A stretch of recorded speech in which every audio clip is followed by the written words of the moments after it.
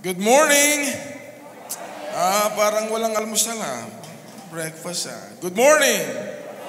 Good morning po sa inyo lahat. I'm so glad that I'm here this morning.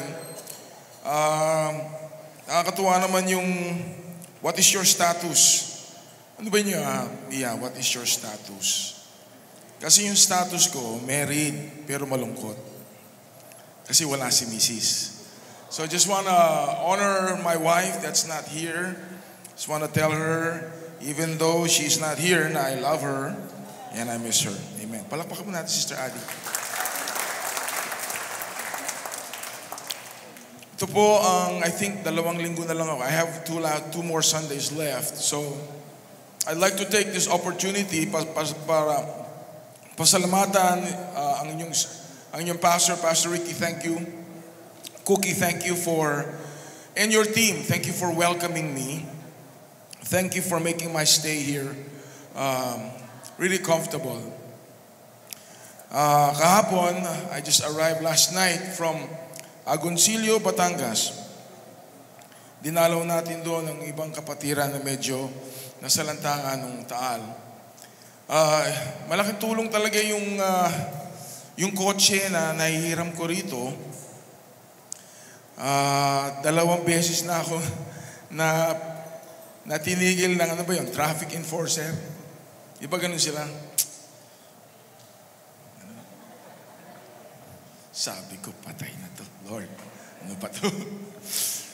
Hindi ko alam kung bakit ko tinigil. Siguro mga 2 weeks ago yun. Sir, coding kayo, sir.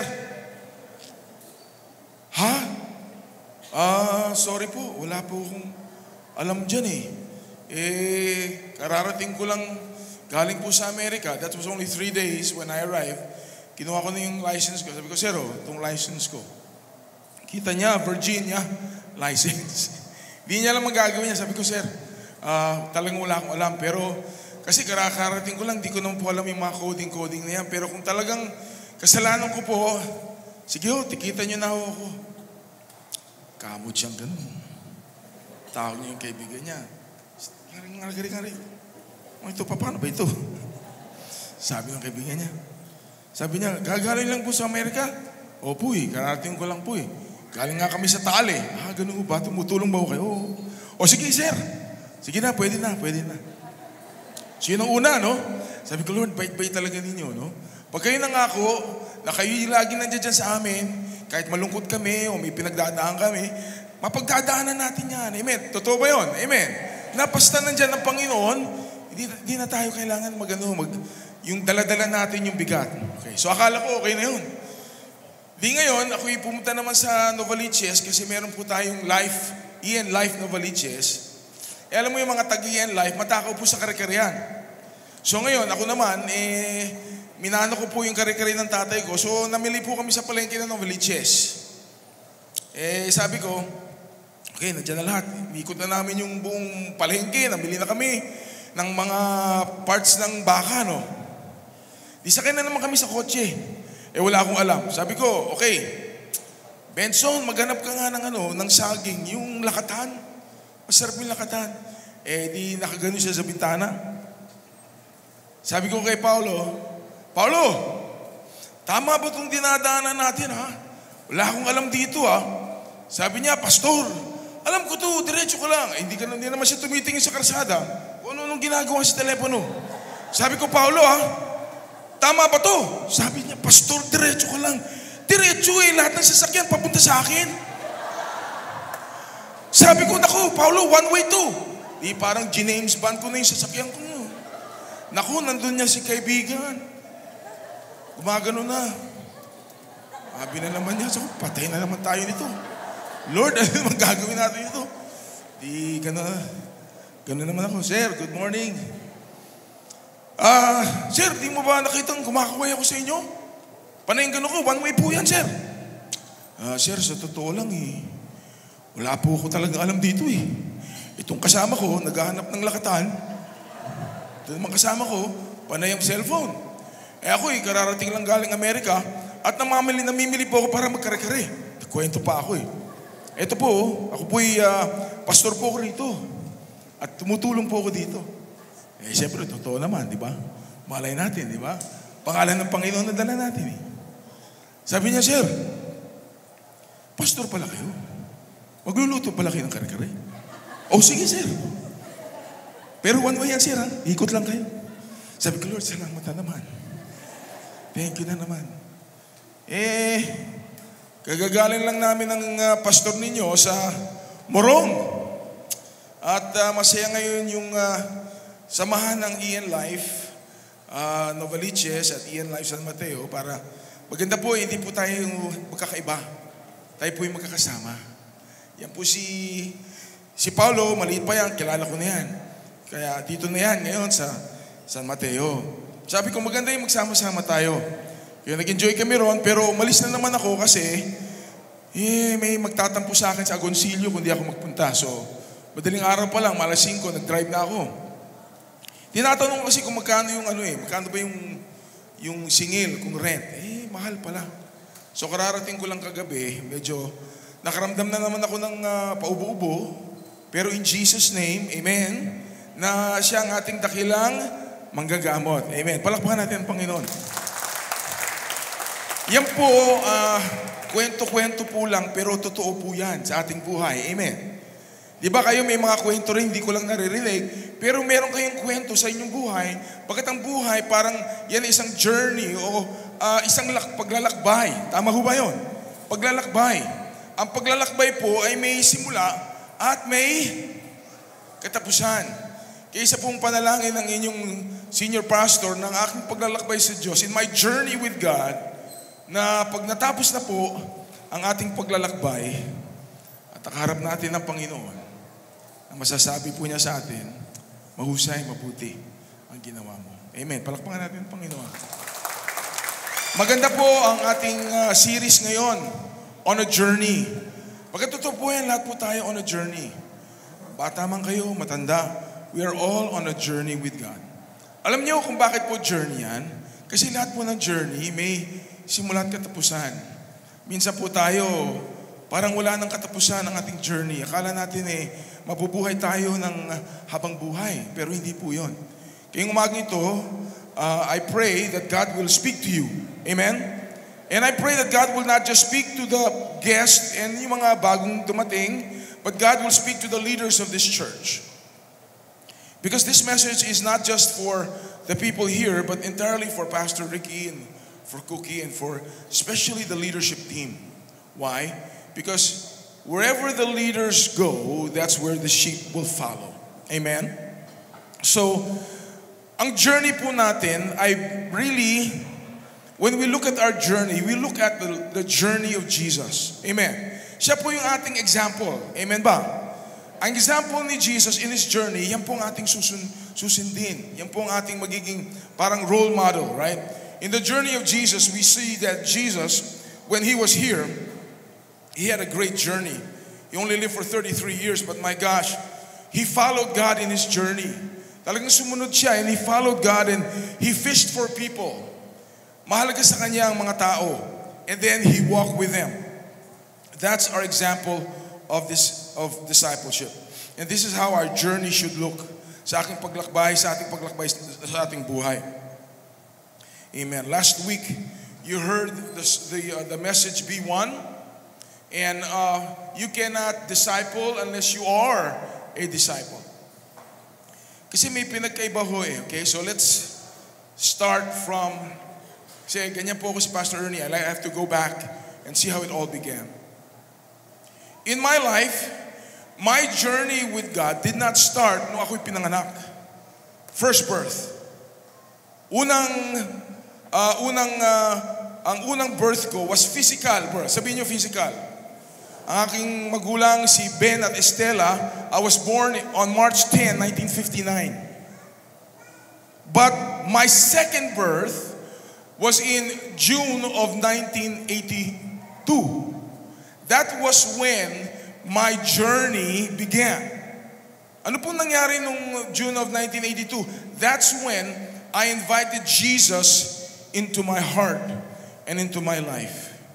Kung meron man dito, kasi a few days ago, Pastor Ricky, we were at the basketball court and namigay tayo ng pagkain, namigay tayo ng dilata, ng bigas. And on that day, I presented the message or the gospel.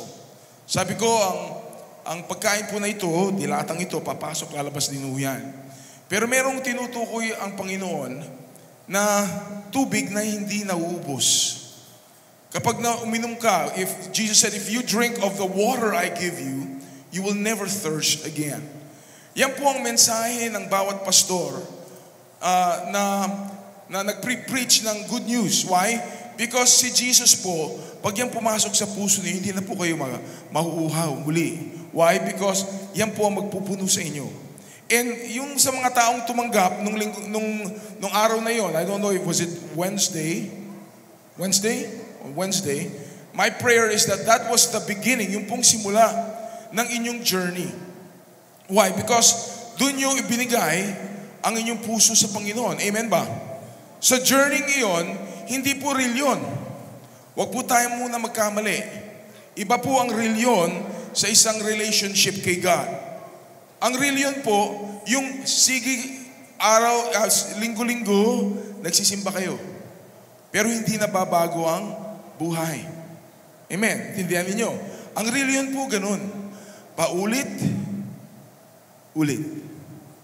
That's why religion is more of it's more of a person, it's more of a people thing. Gawa lang po ng tao yan. And wala din naman po masama yun, pagkat ang tao, nagkakamali po yan.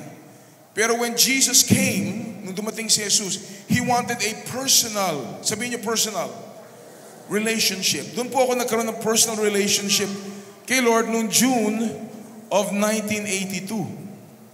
Doon po nagsimula ang journey ko. Isipin nyo, kailan po ba nag-start? Isipin nyo lang, kailan ba nag-start ang journey sa buhay ninyo? Isipin nyo lang. Siguro iba sa inyo, just a few days ago, nung tumanggap kayo. Iba sa inyo, matagal na, no? Matagal na kayong tumanggap. Ngayon, nung si Pastor Ernie po tumanggap sa Panginoon, hindi po biglang nagbago po si Pastor Ernie. Ernie pa lang talaga ang tawag sa akin. Really, that's my name. Hindi kagad nagbabago ang tao. Kinakailangan ng unti-unting alagaan yan. Amen ba? Parang halaman po yan. Unti-unting didiligan, bigyan ng araw, bigyan ng tubig. Pag diligan po ang isang halaman, tutubo po yun, lalago po yun. It's going to grow and it's going to bear fruit. Ganyan po ang discipleship. Amen? So ang discipleship po, hindi po programa yan. Amen? Hindi po programa yan na 6 weeks, 8 weeks, hindi po. That is a lifestyle. I want to talk to the leaders here. If you think that discipleship is a program, it's not. You're going to have to invest your life. If you're here and you're part of life, you're really giving them the life of Jesus. Not your life, but the life of Christ. You cannot give what you don't have. Hindi mo mabibigay ang wala ka eh. And that's why the first message last week is you have to be a disciple. Today, it's to make one. To make one. Can you imagine if you just made one? Si Pastor Ernie kasi, in my life, I've been in the Lord since 1982. Hindi ko na mabilang. Ilang years yun. Iba sa inyo was not yet born on that day.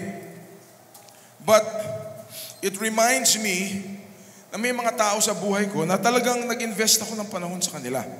Now, let's look at Matthew 4:18 to 19. If you can look at that. Oh yeah, I have it. Sorry. High-tech pala tayo ngayon. Oh, John pala. Okay, John 1:40. Okay. This was when Jesus was here. And, of course, si Andrew, yung kapatid ni Peter, was the first one that met the Lord. And it says that one of the two who heard John speak and followed Jesus was Andrew, Simon Peter's brother. He first found his own brother Simon and said to him, "We have found the Messiah," which means Christ. And he brought him to Jesus. Jesus looked at him and said, "You are Simon, the son of John. You shall be called Cephas, which means Peter. Minsan, sa making, if you want to make one, you have to invite one. Ako po, I was invited into a fellowship like this. Na-invite ako it was one night. Ang kulit-kulit nung barkada ko. Ilan sa inyo may barkada? Taas ang kamay. Yan, marami kayong barkada dyan. Yung barkada ka, siya po unang tumanggap kay Jesus. So, ilang buwan yun na kinukulit ako. Babae yun kasi kainuman ko dati yun. Who's Pastor Ernie? Umiinom. May ninigarilyo pa ako noon. Iba talaga pag binago ka ng Diyos. Amen. Palapakan natin ng Panginoon. Amen. Yun po ang maganda. Na ang bawat pastor na tumatayo dito, meron pong buhay noon yan. May dating buhay yan. Ang buhay namin ngayon, ang buhay natin ngayon na kay Kristo na. E naalala ko, her name was Blaise Tobias. Tuwing nagkikita kami, sabi niya, Ernie, matin ka naman ng Bible study. Attend ka ng small group namin. Eh sabi ko, Blaise, wag na kasi okay na ako. Pero wala pong tigil yun sa pag-i-invite sa akin. Napakakulit. Meron ba kayong kakilalang makulit? Wag niyong titignan. Makulit, talagang invite. So, sa madaling salita, sa kanyang kakulitan, sabi ko, okay, Blaise, atin ako. Pero ito nang huling beses mo kung kukumbidahin. Atin ako. Alam niyo ba yung isang invitation, doon ko narinig na talaga buhay ang Panginoon. Kakaiba ang feeling ko nung araw na yun. That was the day na binigay ko ang heart ko kay Jesus. Palapakan natin si Lord. Kaya nagpapasalamat ako sa taong yun.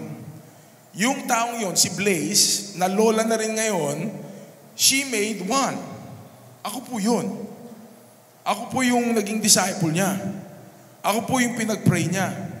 Hindi nagtagal, umalis ako noong 1983 and I joined the US Navy. Eh sabi ko, ayoko nga mag-Navy, pero nandun ako sa Navy. So, ang natutunan ko lang is make one. Make one. Kaya halimbawa, si Guillermo, PN1 Guillermo ang pangalan niya. Medyo may kayabangan si Guillermo. Kasama ko yan sa Navy. Medyo may rango sa akin. Pero nagkaroon ako ng burden. Tulad ni Andrew. Okay? Si Andrew, dinala niya si Peter. Ako naman, na-feel ko na gusto kong kausapin si Guillermo. So, every night, pupunta ako sa kanyang, kasi sa Navy, hindi po kama ang tinutulugan namin. Parang coffin, tawag ng coffin. Ano ba coffin sa Tagalog? Parang ataol. Kaya pag namatay ka doon, diretso ka na talaga. Ganun lang kalit. Tapos ang higa mo pa, ganyan. Hindi ka pwedeng tumayo kasi, yan 3 palapag yan Tapos hindi ka pwedeng gumulong kasi pag gumulong, hulog ka na. Okay? So yun tinutulugan namin. So upo ako sa tabi niya, sinishare ko si Lord sa kanya. Alam niyo, bago pa lang akong Kristiyano noon. Siyempre, mainit pa ulo ko talaga noon. May bisyo pa. Pero nagkaroon ako ng heart na mag-share. I want to talk to the leaders here because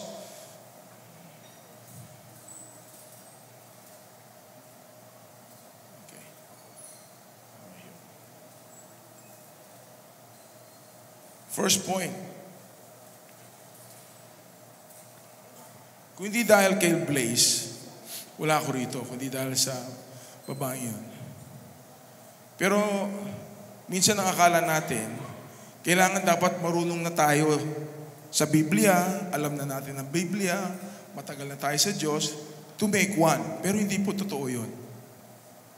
You can make one right away. Kahit bago pa kayo kay Lord. You don't have to be an expert to make one. Amen? You don't have to, mag-invite lang kayo. Kaibiganin lang ninyo. Ang unang-una kong naging disciple, ang number 1 kong kaaway. Kilala niyo ba ho yun? Hindi misis ko. Bata pa ako noon. Wala pa akong asawa. Hindi ko kaaway misis ko. Mahal ko yun. Ang unang-una kong dinisciple, yung number 1 kaaway ko. Maliit pa ako noon. Siguro mga 10 years old. Siya siguro mga 8 years old ako no, kasi 9 years ang pagitan namin. Si ate Offie, black belt yun ng judo. Talagang malaki ang ate ko, 5'6". Matipuno ang katawan kahit babae yun. Siksik yun. Kahit nung mga 17 years old, lagi siyang nasa telepono. Buong araw nasa telepono, wala pang cellphone yun. Noon, ewan ko, naabutan niya yung rotary phone. Makikita ko, pababa ko ng daanan. Nasa telepono naman si ate. Pagbaba ko, 3 oras nasa telepono pa. May bilin sa akin yung tatay ko. Ernie, bantayan mo yan. Tiyan mo kung nag-aaral yung ate mo. Sabi mo sa akin kung ilang oras yan. Ako, pagdating ngayon ni Erpat, re-report ako dapat. Lagi rito. Ang ate mo ba, nakikita ko, nagbabasa ng libro. Ang mahirap magsinungaling kay Erpat eh. Pulis yun, abogado pa yun. Sabi sa akin, sabi ka na totoo. Ilang oras sa telepono ng ate mo? 6 na oras po. Ha? Di, ngayon lang po umakyat yan nung nakita yung kotse mo. Ha, ganun ba? Opelia! Oh, naku. Kagagalitan na yun. Sermon ng abot nun. Di ka nag-aaral. Sino-sinong kausap mo sa telepono? Pinagalitan. Di kinabukasan, alam niya kung sinong nagsumbong. Akong bunso eh. Pero ang lapit sa akin nun, alam mo ate ko, hindi yun marunong yun eh. Ay, bunso, kumusta ka na? Uy, tulungan mo nga ako kasi meron kaming practice mamaya eh. Kailangan ko matutulong sa aking bagong move. Dito tayo sa kama. Dito ako sa kama, mga 8 years old pa lang ako. Sige ate, tulungan mo ako ate, turuan mo ako. O sige, ganito lang Ernie, buno ka, hawakan kita, tapos ibabalibag kita ng ganito. Sabi ko, ate, parang totoo yata yun. Totoo na ba yun? Ganyan talaga. Kung gusto mong matuto, kailangan kahit masakit, hindi dapat masakit sa'yo yun kasi ganyan talaga pag nasa martial arts ka. Ganun ba ate? Sige, tayo ka ulit. Sabi ko, mahirap palang mag-judo. Ito Yung kamay mo, pag hinawakan ko, extend mo ganun. Paano mo ngayon yan Pag hinawakan ng kaway, may baril. Ganito yan. Pipilipitin mo ang kamay niya. Ganyan. Ako sabi ko, ilang tunog yun ate? Sakit. Sabi ko, ngayon sabi ko, sarili ko, parang may kutob na ako Sabi niya, Bunso, bait mo talaga. Practice tayo ulit Magmula nun, ayoko na mag-practice. Pero alam ko, gumaganti sa akin yun. Lumipas ang panahon. Na-born again ako nung ako'y 23. Si ate nun, she got married, nagka-baby. Lumipat sila sa Ormoc, Leyte. Magmula nun, umuwi siya paminsan-minsan, pag Pasko, ganyan. Ngayon, umuwi siya, dumalaw sa papa at mama. Siyempre, akong bunso, ako na lang natira sa bahay. Katatanggap ko lang sa Panginoon noon. I was just a new Christian. Nung dumating si ate, nangusap si Lord sa akin. Ikaw may galit ka sa kapatid mo. Wala. May galit ka dyan kasi mortal mong kahawa yan. Lagi kang galit dyan. Di ba sinabi mo, sana mamatay ka na? Oo nga Lord. Sa inis ko sa ate ko, sabi ko, sana mamatay ka na. Lagi kang lagi mo akong binubugbog. See? Sharean mo yan. Ayoko Lord. Sharean mo yan. Sige na nga.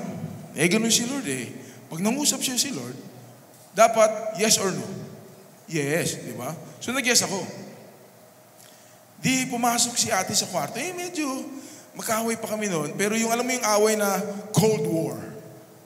Na kunyari, magkaibigan. Pero nung araw na yon, ang feeling ko sa kanya, dahil ilan sa inyo alam niyo pag binago ni Lord ang heart niyo, kasi Christian na kayo Sino nakatira sa heart niyo? Si Jesus, di ba? Binago na ni Lord yung heart ko Di na ako galit sa kanya. Alam mo, nag-share lang ako sa nangyari sa buhay ko. Wala bang mga 5 minuto, umiiyak na si ate. Iyak siya ng iyak, iyak siya ng iyak. Sa ikakaiyak niya, sabi ko, ate, gusto mo tanggapin si Jesus sa heart mo? I was 23. Si ate siguro mga 32. Tinanggap ni ate si Jesus nung araw na yon. Palakpakan natin si Lord. Iyak siya ng iyak. And then, sabi ko, si ate, disciple na siya. Kailangan, alagaan ko siya. Sa discipleship kasi, kinakailangan, alagaan ninyo. Amen. Parang halaman yan eh. Okay? Tingnan natin yung verse sa Psalms. Yan, tingnan natin kung makikita sa Psalms. Okay? Psalm, okay.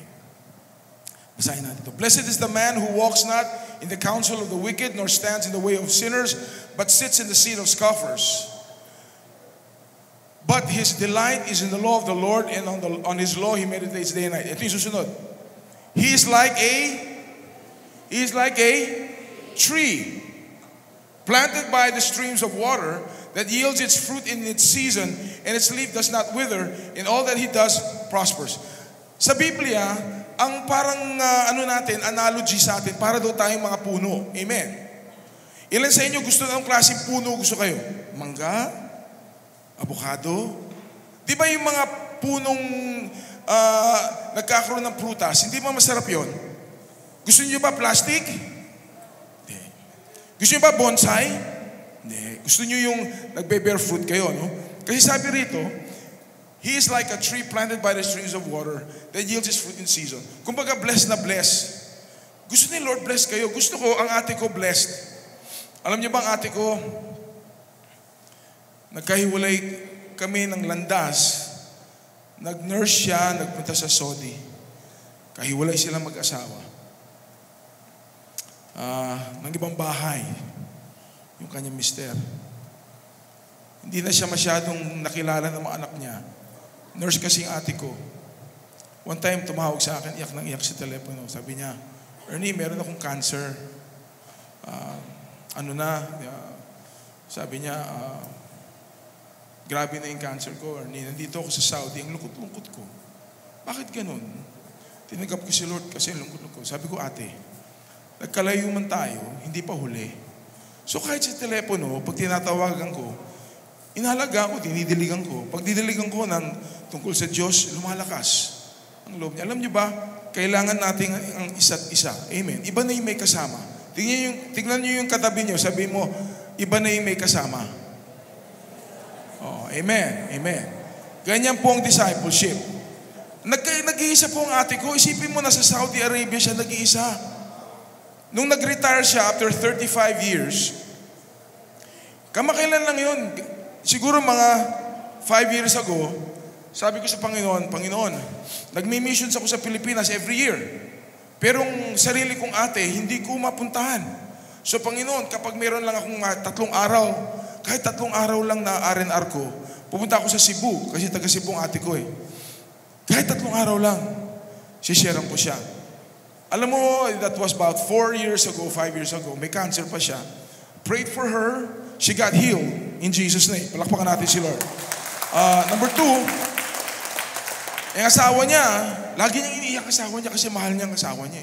Iyak siyang sabi ko, ate, tigil mo na yan. Kung ayaw niyang bumalik sa'yo, remember na, si Lord, yan ang asawa mo. Si Lord ang asawa mo, hindi ka pababayaan ni Lord. Tapos, alam mo ate, kailangan mo ng church. Kailangan mo mag-church kasi kung hindi ka nag-church, hindi ka mag-grow. Kailangan mo ng discipleship. Ikaw, anong ginagawa mo pag linggo? O, namamasyal ka sa mall. Anong magagawa nun? Kailangan mo nasa church kapag Sunday. Tsaka once a week, may discipleship ka. So ngayon, naghanap pa ako ng church. Linggo sabi ko, ate, alis na ako bukas. Monday yata. O kinagabihan ng Sunday. Kinakailangan ko, bago ko umalis, ihahanap kita ng mahusay na pastor. Sabi ko, Lord, saan kaya wala akong kakilala sa Cebu eh. Meron akong kakilala doon sa Victory. Pumunta siya, pero hindi siya nag-connect. Hindi siya nag-connect. Although, mahusay yung church natin na Victory doon, pero hindi siya na-connect. So ngayon, sabi ko, sige, hanap kita. May nakita akong isang small church na maraming kababaihan na nagpre-pray. So, pagpunta ko doon, matatapos na yung service, Kumbaga, 15 minutes lang, tapos na, kinalala ko yung pastor, nakita ko yung kanilang statement of faith, parehong paniniwala natin. Pero ang kagandahan sa kanila, malakas yung discipleship nila. Sabi ko, pastor, itong ate ko ha, alagaan mo. Kunin ko nga yung Facebook mo. Kasi kailangan may mag-alaga sa kanya. Alam niyo ba guys, kung kayo tumanggap lang sa Panginoon, at pag hindi kayo nadiligan, hello, nandito ba kayo? Nakikinig kayo kay Pastor Ernie? Amen. Diyan kayo, amen. Okay. Kung hindi kayo matidiligan, hindi kayo lalago eh. Pag di kayo lumago, di kayo mamumunga. Amen. Diba? Ang puno ng mangga na walang bunga, baliwala. Kung namunga man at maasim, o kalimbawa, meron kang, diba hindi, masarap yung manggang matamis o masarap yung santol na matamis. Amen. Lansones na nilalanggam sa tamis. Di ba masarap yun? Panahon ng lansones. Kakakain ko lang ng lansones kahapon. Matamis. Kasi pag ang fruit ninyo matamis, marami pong lalapit sa inyo. Marami pong magtatanong tungkol sa Panginoon sa inyo dahil masarap kayong kasama. Amen. Pag masungit ba, masarap kasama? Hindi. Pag kayo ay punong-puno ng Diyos, amen, hindi ba napakasarap kasama si Jesus? Amen. Nasaan ba si Jesus? Nasa puso ninyo. Kinakailangan, pag kayo dinidisciple, anong ibig sabihin nun? Pag dinisciple kayo, you will have the heart of Jesus. Hindi kayo, si Jesus yon. Kaya pa may nagsabi, Pastor Ernie, ba't ang sarap mong kasama? Sabi ko, hindi ako yun si Jesus yun. Si Jesus yun. Kaya nung si ate pinaubaya ko sa church na yon, lagi kong fina-follow up kasi nasa Amerika ako eh. Siyempre, may messenger. Ate, kamusta ka na dyan? Oh, bunso, okay naman ako. Meron kaming, bababa ko na yung telepono kasi Wednesday ngayon. Meron kaming prayer. May prayer time kami ng Wednesday. Ganun ba ate? Oh, praise the Lord. Sige, baba ko na yung telepono. Maya-maya, pag Sunday, ang ganda ng message, sabi ng ate ko. Ganda ng message ng Sunday. Tuwan-tuwa ako na naalagaan siya. Na dinidisciple siya. May discipleship kasi sila eh. Alam niyo, pag walang discipleship, you cannot really grow. You cannot even make one. Ang make one, magdala lang kayo ng isa. Amen? Alagaan ninyo. Si Luis, Pastor Luis na ngayon, kasama ko yan. Nandun siya sa Nova magpre-preach.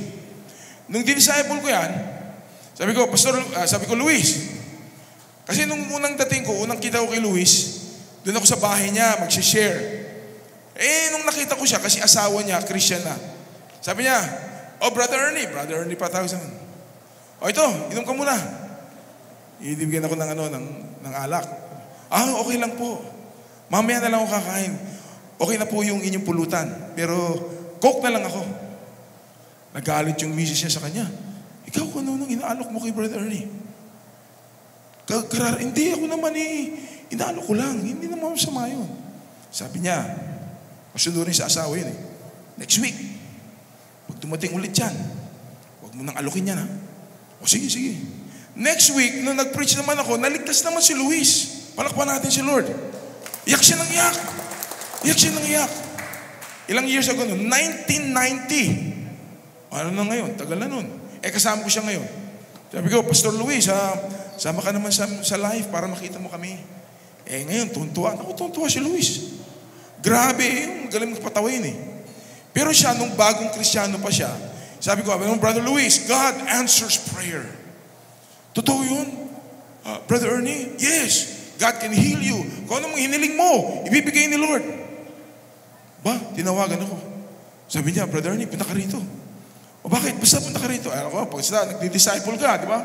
Puntaan mo kasi discipler ka pagdating ko, nakahilera na. Sabi niya, tayo, Brother Ernie, pag-pray na natin to. Panay lottery ticket. Bumili ng loto. Ang dami. 12 yan loto. Sweep-stick. Sabi niya, pag-pray na natin to, Brother Ernie. Pag nanalo tayo, bibigyan ko ang church. Sabi ko, Luis, hindi tayo po ganoon. Siyempre tuturuan mo kasi pag bago, tuturuan mo. Dinisciple ko siya. Ngayon, pastor na siya. Palakpakan natin si Lord. Hindi nangangulugan magiging pastor yung dinidisciple, yung minimake one mo Pero importante, lumago siya. Ito yung second point. Kasi, lumilipas ng oras. So, pusin natin yan. Yun. Our goal. Ano bang goal natin? Is that they bear fruit, love God, and love others. Alam mo kasi, kaya ako hindi nalagay na mag-make one din siya kasi hindi parang ganun eh. Kasi minsan, it takes time. Meron nga akong isang disciple sa Virginia. Ilang minuto pa ba?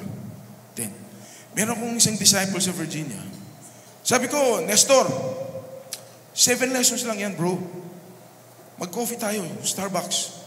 Once a week. O sige, pastor. Ano yun, retired Navy din yun. Sabi ko, lesson 1. Introduction, gano'n. The next week, marami siyang tanong doon sa intro pa lang. Wala pa kami doon sa salvation.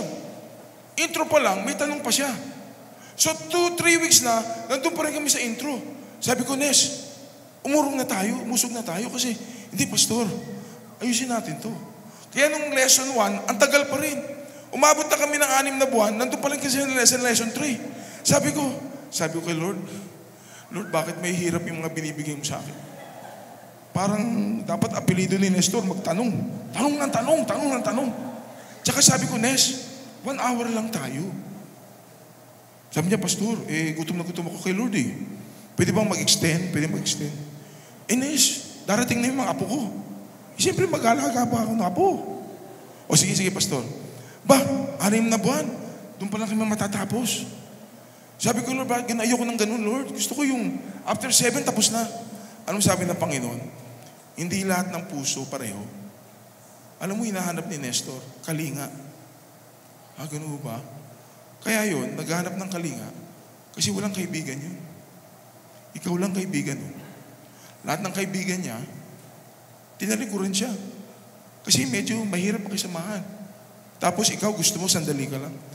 Lesson, guys. Minsan, kapag ginawa natin proseso yan, it's not gonna work. Kasi minsan, ang mga tinik sa puso ng tao, minsan malalim. Amen ba? Minsan, mahirap ang kanilang pinagdaanan. Tama ho ba yun? Kaya kailangan dun, pag nagdidilig ka, hindi mo mamadaliin. Tagal-tagal mo naman tumubo. Ba't wala ka pang binuhusan na kitang katakot-takot na tubig, ilang araw? Hindi ka pa tumutubo, hindi ka pa lumalago. Hindi ganun, kasi tao yun eh. Si Jesus, hindi po ganun sa atin. Kasi hanggang ngayon, dinidisciple po rin tayo ni Jesus. Amen. Iba sa inyo, ilan sa inyo, nagkakamali pa rin, taas ang kamay. Diba? Di ba kinokorek pa rin tayo ng Panginoon? Hindi tumitigil siya, kaya wag po tayong magbigay ng Although, mayroong mga tao na talagang 1, 2, 3, talagang nakukuha nila. And then sila naman, nagme-make one din. Alam mo, napakasarap nung meron kang puno na namumunga. Di ba? Kaya si Luis, tuwan-tuwa ako. Sabi ko, Lord, si Luis, biro mo, kung katakot-takot ng mga sweepish ticket na pinapag-pray ngayon nag-pre-preach na.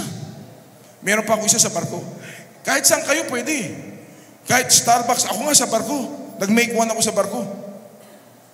Si Ronnie, pangalan niya, Ronnie Who. Sabi, who? Ronnie Who. Who? Ronnie Who. Ang last name niya is H.U. Who. Si Ronnie, sineran ko yun. Ang problema kay Ronnie, nung sinabi ko, si Lord, bibigay niya sa'yo. Basta pinag-pray mo. May alam mo, nasa barko kami, nasa kalagitnaan ng dagat kami, doon sa Beirut. May gera nun. Tumakbo sa akin. Sabi niya, Brother Ernie, kita mo, boots. Binigay sa akin ni Lord. Bagong boots. Ang kintab-kintab. Yung boots ko luma-luma na. Siyempre, ang boots, mahalaga po sa gera yan. Sabi ko, Ronnie, binili mo ba yan? Hindi. Nakita ko, nandun lang sa sulok. Binigay sa akin ni Lord to, Brother Ernie. Sabi ko, Ronnie, merong naglalakad na walang sapatos sa barkong ito. Hindi lahat ng nakikita mo, binigay ni Lord sa'yo. Gano'n ba? Sabi ko, soli mo yan. Sinoli niya. Minsan kasi, ang mga Kristiyano, kinakailangan tuwirin ng, hindi ikaw, ng salita ng Diyos. Mahalin. Alam mo si Ronnie ngayon, inaanak ko yung anak niya. Siya ay isang elder ng isang church sa California. Kahit gaano Kalayo yun, tinatawagan ko yun. Sabi ko, Ronnie, kumusta ka na? Kumusta anak mo? Medyo, sabi niya, Brother Ernie, sakit yung anak ko ngayon eh. Sige, pag-pray natin yan. Malubhay ang anak ko ngayon. Sige, pag-pray natin yan. Kasi po ang tao, kahit pastor ka, hindi maubos ang problema. Amen. Pero napakagaling pa talaga ng Panginoon. Sa mga araw ng pagsusubok natin, nandiyan siya. Napakasarap po mag-alaga ng tao. Pagkat ang Diyos, yan po ang nag-aalaga po sa atin. Gusto lang niya na tayo, huwag tayong maging kumpiyansa sa sarili lang natin. Biro mo, naging Kristiyano ka, ni wala kang malang naalagaan. Ni wala kang man tiniligan. Amen ba? Amen. Amen? Amen. Sinong alagaan ninyo? Yung ibibigay sa inyo ng Panginoon. Invite nyo sila rito sa church. Ayaw mo makinig sa salita ng Diyos. Tapos alagaan nyo lang. Kapag medyo pumalpak, timpi lang, timpi. Kapag medyo sinigawan ka, okay lang yun. Kasi gano'n lang may Panginoon. Amen? Amen ba? Amen. Magsitayo po tayong lahat.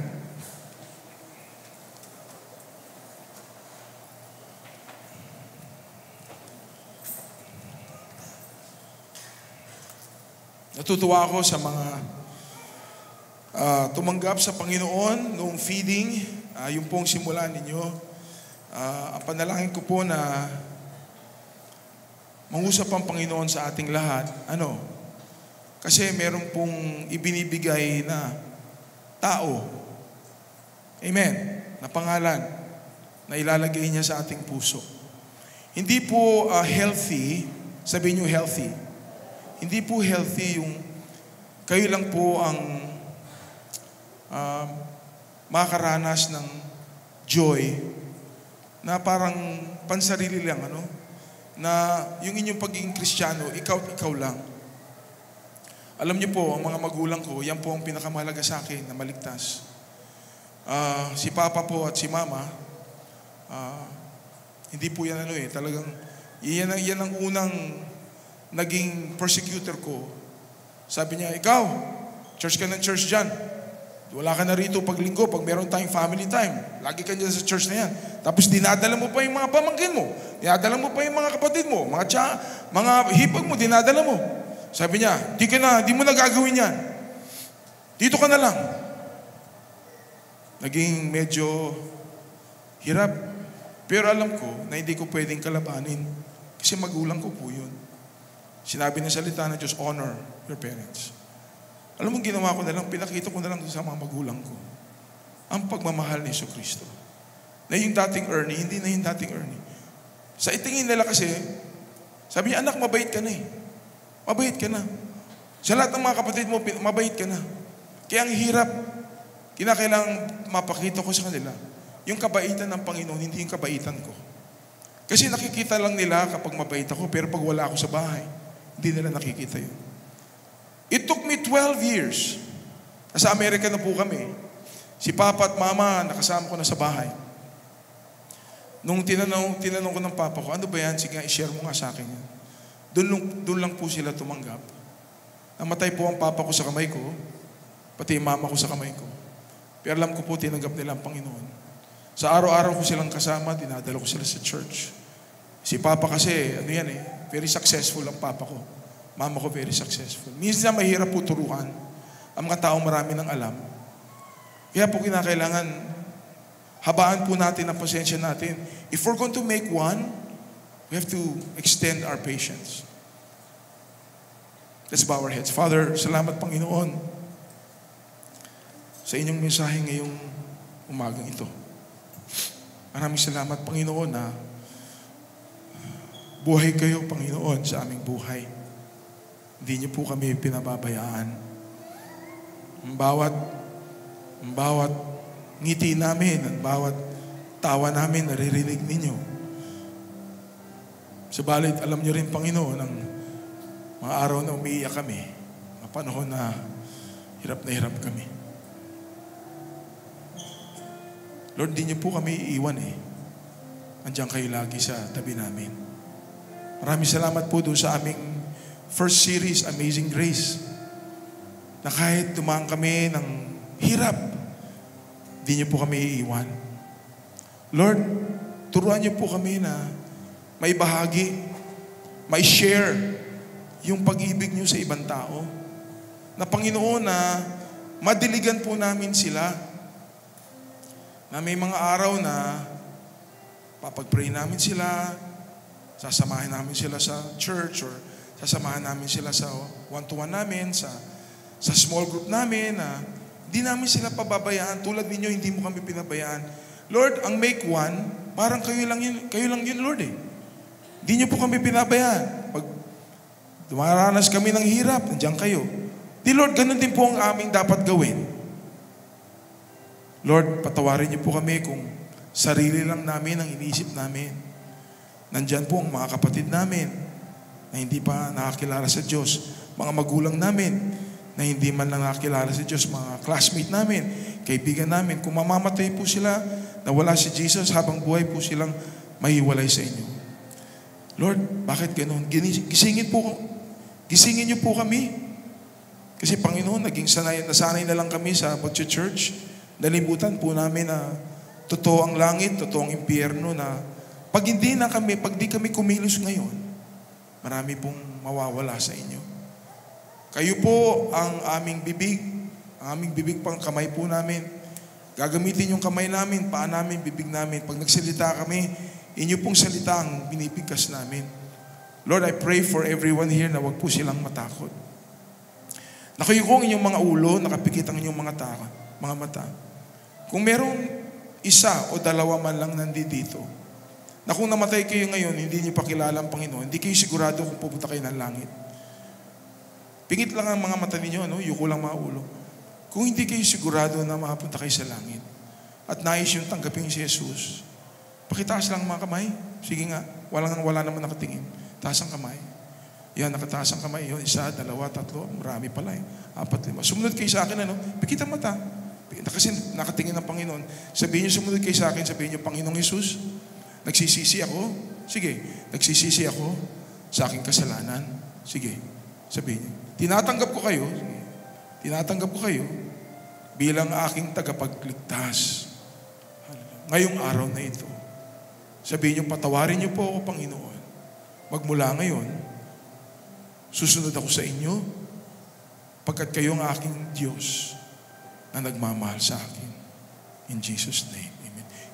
Yuko pa rin mga mata, yuko pa rin mga ulo, pikit pa rin ang mga mata.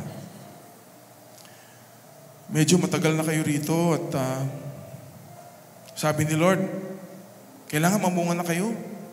Kasi gusto kong iligtas ang mga mahal mo sa buhay. Ang iniisip mo, kailangan marunong na ako, kailangan kabisado ko na Biblia. Hindi mo kailangan maging expert, sabi ng Panginoon. Ang kailangan mo lang ay magtiwala sa akin. Kung merong nilalagay si Lord na tao sa puso ninyo, na nais mo rin, panalangin nyo rin na maligtas at pangarap nyo rin at panalangin nyo rin na siya ay lumago sa Diyos, na makilala niya ang Diyos na makapangyarihan, mahabagin, mapagmahal. At pinapag-pray nyo, Lord, itong taong ito, matagal ko na itong pinapag-pray. Maraming salamat, nilagay mo siya sa aking puso. Pag may nilagay si Lord sa puso ninyo, papag-pray po natin yun. O, kung merong nilalagay si Lord, sige nga, alam ko, dapat lahat kayo, Kasi hindi pa kayo dapat nag-iisa. Dapat meron kayo dapat alagaan. Taas ang kamay. Ayan, praise the Lord. Sige, taas pa ang kamay. Taas ang kamay. Marami pala May nilalagay si Lord sa puso. Wag lilingon. Babalang, yuko lang ulo. Okay? Lord, maraming salamat sa mga nagtaas ng kamay. Pagkat meron po silang pinapanalangin na nais nilang lumago, nais nilang ma-born again, o nais nilang maging matagumpay at masagana ang kanilang buhay. Lord, I pray na invite po nila sa church or invite nila sa kanilang small group, Panginoon. I-bless niyo po itong mga taong nagtaas ng kamay na para sa ganun magkaroon sila ng boldness, katapangan, na wag aatras. Subalit higit sa lahat, magkaroon sila ng pagmamahal. Na mahalin nila yung taong yun.